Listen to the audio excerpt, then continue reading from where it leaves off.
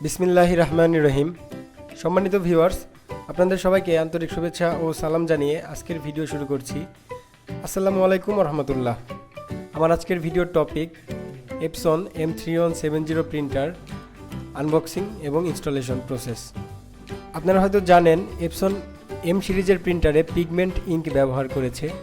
Pigment ইঙ্কের বিশেষত্ব হচ্ছে এই কালিটি পানি পড়লে নষ্ট হবে না। আপনারা জানেন ইঙ্কজেট প্রিন্টার, বেশিরভাগ ইঙ্কজেট প্রিন্টারেই ডাই ইল্ড ইঙ্ক ব্যবহার করা হয়, অর্থাৎ ডাই ইঙ্ক যেটা ডাইবেস ইঙ্ক, এটা আসলে মূলত যেটা পানি পড়লে কিন্তু নষ্ট হয়ে যায়। আপনারা দেখবেন ইঙ্কজেট প্রিন্টার দিয়ে প্রিন্ট করা কোনো ডকুমেন্টের উপর পানির ফোঁটা ছেড়ে দিবেন, সেটা কিন্তু পানিতে নষ্ট হয়ে যাবে। কিন্তু এপসন এম সিরিজের সকল প্রিন্টারে পিগমেন্ট ইঙ্ক ব্যবহার করেছে, যেটা পানিতে নষ্ট হবে না, অর্থাৎ এটা হবে একদম লেজার কোয়ালিটি এবং ওয়াটার রেজিস্ট্যান্ট। তো তাহলে চলুন বেশি কথা না বাড়িয়ে মূল ভিডিওতে চলে যাচ্ছি।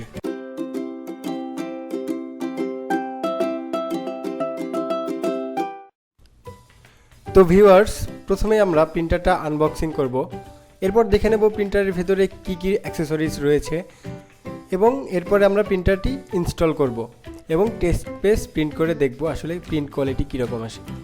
ঠিক আছে, তো প্রিন্টারটা প্রথমে বের করে নিতে হবে। কর্কশিট, উপরের কর্কশিট রিমুভ করে নেবেন।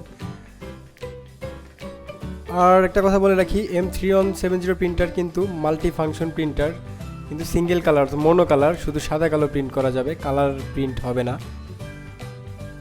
এবং প্রিন্ট কোয়ালিটি হবে দুর্দান্ত, একদম লেজার কোয়ালিটি। ঠিক আছে, তো যাই হোক, প্রিন্টারটি বের করলাম। দেখতে পাচ্ছেন একদম কম্প্যাক্ট একটা প্রিন্টার।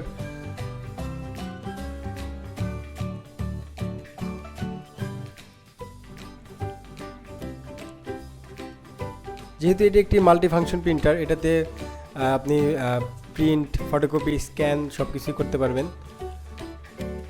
এবং ওয়াইফাই রয়েছে। তো যাই হোক, প্রিন্টারের ভিতরে আমরা দেখতে পাচ্ছি একটা কালির বোতল রয়েছে, যেটা পিগমেন্ট ইঙ্ক, আগেই বলেছি। এরপর রয়েছে পাওয়ার কেবল, ফ্যাক্স কেবল এবং একটা ইউএসবি কেবল।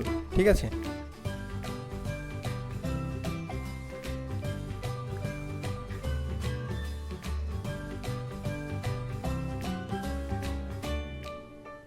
তো এখন আমরা প্রিন্টারের সাথে যে প্রোটেক্টিভ ম্যাটেরিয়ালস, অর্থাৎ নীল কালারের যে টেপগুলো রয়েছে, এগুলো আস্তে আস্তে সবগুলোই রিমুভ করে নেব। চারপাশে কিন্তু অনেকগুলো নীল কালারের টেপ রয়েছে, তো টেপগুলো আমরা রিমুভ করে নিচ্ছি।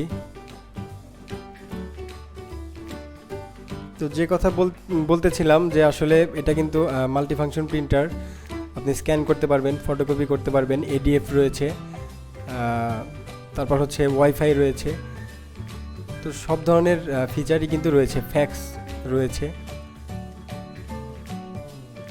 দেখতে পাচ্ছেন আমরা সবগুলো নীল কালারের টেপ যা রয়েছে এগুলো কিন্তু রিমুভ করতেছি। সব টেপগুলো রিমুভ করে নিতে হবে।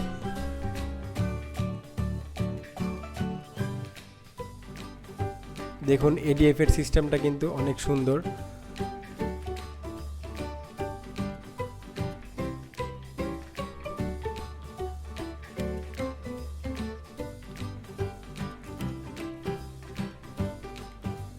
কালির বোতল আমরা বের করে রাখতেছি।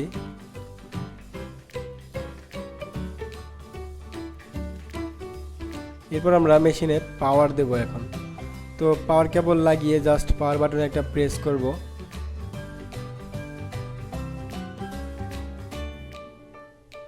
ল্যাঙ্গুয়েজ সিলেক্ট করব, আপনার পছন্দের ল্যাঙ্গুয়েজ, ইংলিশ আপনি সিলেক্ট করবেন বা অন্য কোনো ল্যাঙ্গুয়েজ সিলেক্ট করতে পারবেন। এরপর কান্ট্রি রিজিয়নে আমরা ইন্ডিয়া দেব, যেহেতু বাংলাদেশ এখানে নাই, আমাদের কাছাকাছি দেশ হচ্ছে ইন্ডিয়া এবং এপসন যেহেতু ইন্ডিয়া থেকে বাংলাদেশে কন্ট্রোল করা হয়, তো সেই জন্য এপসন ইন্ডিয়া দেবো। এরপর ডেট টাইম সেট করে সামনে আগাবো। ঠিক আছে, তো ডেট টাইম ঠিক করে ওকে দিলে একটু সময় নিয়ে দেখাবে যে ইনিশিয়ালাইজ করতে হবে এখন আপনার printer. See the start here bundled with printer or website to complete initialization, এরকম একটা মেসেজ দেবে। তো ইনিশিয়ালাইজ করার জন্য আপনার কি করতে হবে, এখানে কিন্তু লেখা নেই। তো আপনার কি করতে হবে, এখানে একটা কোশ্চেন মার্ক বাটন রয়েছে, এই বাটনে 5 সেকেন্ড চেপে ধরে থাকবেন।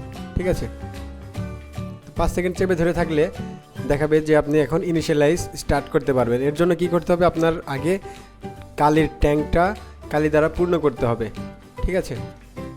তো দেখুন কালি ঢেলে নিচ্ছি। কালি নাম্বার হচ্ছে 005।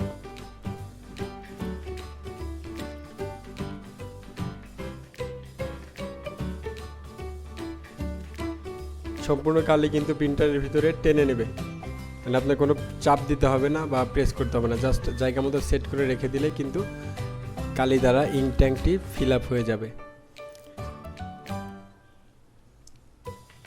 একটা জিনিস খেয়াল রাখবেন যে কালি ঢালার আগে কিন্তু ইনিশিয়ালাইজ স্টার্ট করা যাবে না। প্রথমে কালি ঢালতে হবে, কালি ঢালা শেষ হলে তারপর ইনিশিয়ালাইজে ওকে দিতে হবে, ঠিক আছে।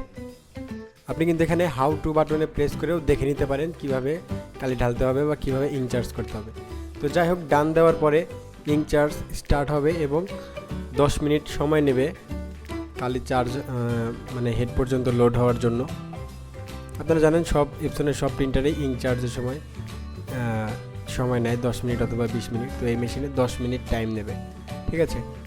তো 10 মিনিট পর যখন ইঙ্ক চার্জ কমপ্লিট হবে তখন এরকম একটা মেসেজ আসবে, ইনিশিয়ালাইজেশন কমপ্লিট। তো যাই হোক, এখান থেকে অ্যাডজাস্ট লেটার দিয়ে ওকে দিয়ে আমি বের হয়ে যাব। পেপার সাইজটা সিলেক্ট করে দিচ্ছি, A4 plane paper by default রয়েছে, আমি এটাই ওকে দিয়ে দিব, ঠিক আছে। ফ্যাক্স সেটিংয়ের মেসেজ আসছে, আমি এটাও সেটআপ লেটার দিয়ে দিলাম যে আমি এখন ফ্যাক্স সেটআপ করতে চাই না, ঠিক আছে। তো প্রিন্টারটা কিন্তু রেডি মোডে চলে এসেছে। তো এখন দেখি আমরা একটা পেজ প্রিন্ট করে দেখব আসলে যে কীরকম প্রিন্ট হচ্ছে। তো পেপার লোড করে নিচ্ছি, অ্যাডজাস্ট করে নেব পেপার উইথটা। এরপর ট্রে ঢুকিয়ে ভেতরে চাপ দিলে কিন্তু ট্রেটা ঢুকে যাবে, ঠিক আছে। দেখুন পেপার ইনপুট করার সাথে সাথে কিন্তু এখানে মেসেজ দিচ্ছে যে আমি কী ধরনের পেপার লোড করেছি, A4 পেন পেপার। তো ওকে দিয়ে দিলাম। এখন আমরা একটা নোজেল চেক প্রিন্ট করে দেখি মেইনটেনেন্স থেকে।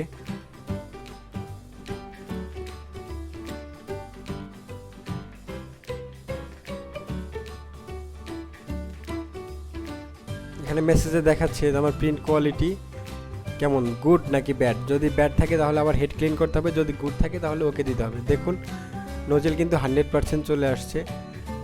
তো তার মানে আমরা মানে গোল যে বাটনটা ওইখানে প্রেস করে বের হয়ে যাব, ঠিক আছে।